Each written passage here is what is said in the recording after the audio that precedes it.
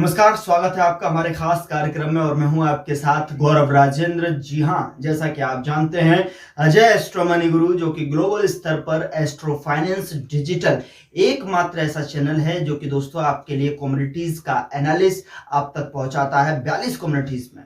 चलिए आगे बढ़ते हैं और आज के मुद्दे पर बात करते हैं। दोस्तों, हम कई दिन से ये बता रहे हैं और लगातार बता रहे हैं, सरसों के फंडामेंटल मजबूत चल रहे हैं। शुक्रवार को भी ठीक ऐसा ही देखने को मिला भी था।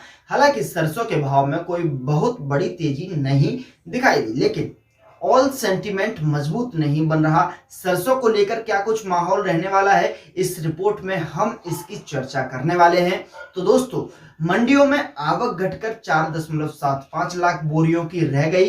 तो वहीं व्यापारियों के अनुसार विदेशी बाजार में पाम तेल और सोया तेल की कीमतों में सुधार आया है। साथ ही घरेलू बाजार में सरसों में बिकवाली कमजोर बनी रही है। दोस्तों, जैसा कि आप सबको पता है कि गर्मी को मौसम में तेल की मांग घट जाती है और गर्मी का सीजन फिलहाल अपने पीक पर चल रहा है। देश के अधिकांश राज्यों में तापमान ज्यादा होने का असर भी तेलों की खपत पर पड़ रहा है। इतनी गर्मी होने के बावजूद भी तेल के भाव में सुधार हो रहा है।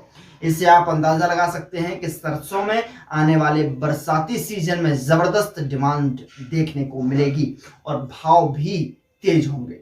गर्मी के चलते कम डिमांड और इसके अलावा आगामी दिनों में इंडोनेशिया पाम तेल के निर्यात पर लगी रोक को हटाने के लिए आशंकाओं के चलते भी सरसों की सीमित तेजी बनी हुई।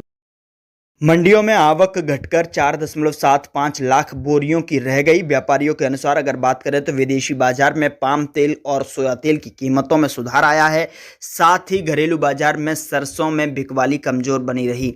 दोस्तों, जैसा कि आप सबको पता है कि गर्मी को मौसम में तेल की मांग घट जाती है और गर्मी के सीजन में फिलहाल अपने पीक पर चल रहा है। देश के अधिकांश राज्यों में तापमान ज़्यादा होने का असर भी तेलों की खपत पर पड़ रहा है।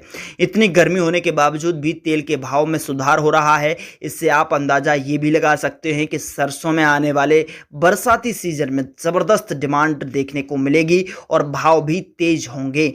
गर्मी के चलते कम डिमांड और इसके अलावा आगामी दिनों में इंडोनेशिया पाम तेल के निर्यात पर लगी रोक को हटा लेने की आशंकाओं के चलते भी सरसों में सीमित तेजी मंदी बनी हुई है।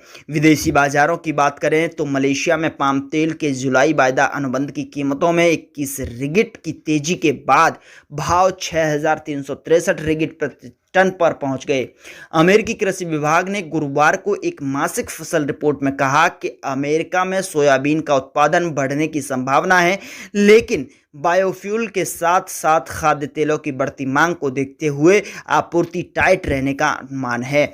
दुनिया के सबसे बड़े निर्यातक और पाम तेल के उत्पादक देश और इंडोनेशिया पर विश्व बाजार के व्यापारियों की नज़र रखी हुई है। कभी भी पाम तेल के निर्यात पर लगे प्रतिबंध को हटाने की खबर आ सकती है। आपको ये भी बता दें कि खाद्य तेलों के बाजार में भी कुछ सुधार दिखाई दिया। सूरजमुखी तेल की अगर बात की जाए तो आयात में 74% तक गिरावट दर्ज हुई। हालांकि पिछले साल में यह 70% कम रहा है। तो वहीं तेल तिलहन के बाजार अभी भी तेज का इशारा कर रहे हैं। सरसों तेल जयपुर में एक्सपेलर भाव 10 किलो में 2 रुपये तेज होकर 1527 के स्तर पर पहुंच गया है। तो वहीं कच्ची घानी के भाव में 2 रुपये की बढ़ोतरी हुई है और भाव 1537 रुपये तक हो गया है।